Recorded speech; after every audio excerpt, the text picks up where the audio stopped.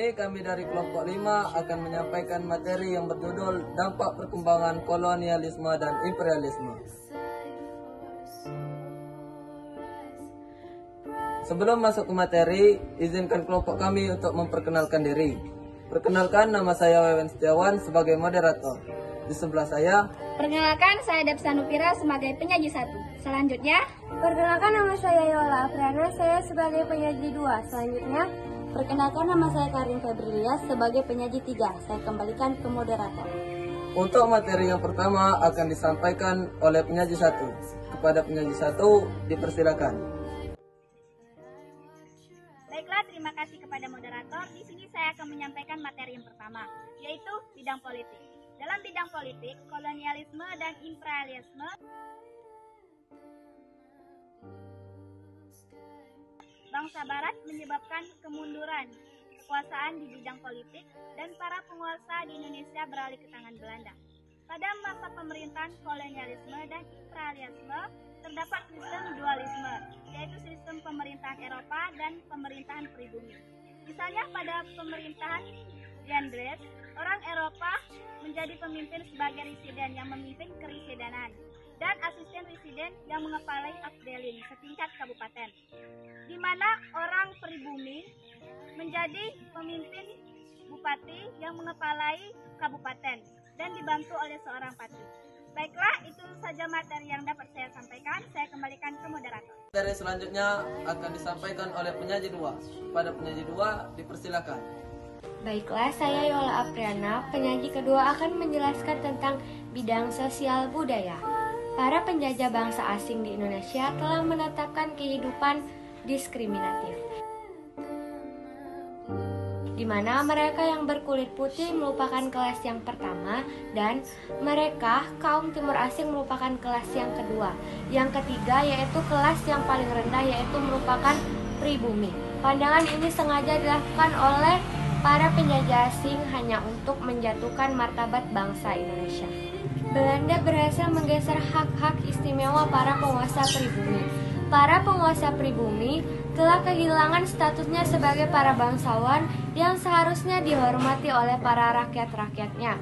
Status dan hak-hak mereka telah diambil oleh para kolonial-kolonial Belanda. Bangsa Indonesia dipaksa menghormati mereka secara berlebih-lebihan pada kolonial Belanda. Harus diakui, dengan dominan-dominan orang Belanda yang ada di Indonesia telah menanamkan nilai-nilai yang kurang sesuai dengan budaya asli di bangsa Indonesia. Bahkan, perkembangan budaya Barat di Indonesia cenderung terlalu dipaksakan sehingga menggeser nilai-nilai budaya keindonesiaan. Semangat persatuan, nilai gotong royong, dan juga nilai-nilai kesantunan yang dikembangkan dalam kehidupan keraton yang juga ditiru oleh masyarakat sudah mulai bergeser. Bahkan yang paling menyedihkan adalah bangsa Barat tidak mau mengetahui tentang aturan tradisional dan juga norma-norma yang ada di Indonesia, baik juga dalam hal agama Islam maupun yang halal ataupun yang tidak. Misalnya dengan budaya meminum minuman keras atau biasa yang disebut dengan mabuk, dan juga pergaulan antara kedua belah pihak. Oleh karena itu, para penjajah atau para kolonial di Indonesia juga disebut sebagai orang kafir. Untuk materi yang terakhir akan disampaikan oleh penyaji 3. Kepada penyaji 3, dipersilakan. Baiklah, terima kasih kepada moderator. Sekarang saya akan menjelaskan bagian bidang ekonomi. Pada masa pemerintahan Dandas, sistem pemerintahan telah berubah menjadi sistem perekonomian tradisional. Dalam sistem modern, tanah-tanah milik raja berubah status kepemilikannya, berubah menjadi tanah milik pemerintah kolonial. Untuk mendapatkan uang, para pemerintah kolonial mendapatkannya dari hasil bumi yang dijualkan oleh para petani berupa pajak. Road Postway atau jalan raya pos yang menghubungkan Anyer sampai Panarukan. Jalan ini dibuka pada masa Dandas memerintah Hindia Belanda. Jalan itu dibangun hampir di seluruh Pulau Jawa untuk sebagai sarana mempertahankan melawan Inggris. Pada masa pemerintah Raffles, terjadi perubahan sistem kepemilikan tanah dari tanah raja ke tanah pemerintah. Perkembangan ekonomi juga didukung oleh kemajuan teknologi dan transportasi. pada 1746, kantor pos pertama didirikan di Batavia. Sekian penjelasan dari saya kembalikan ke moderator.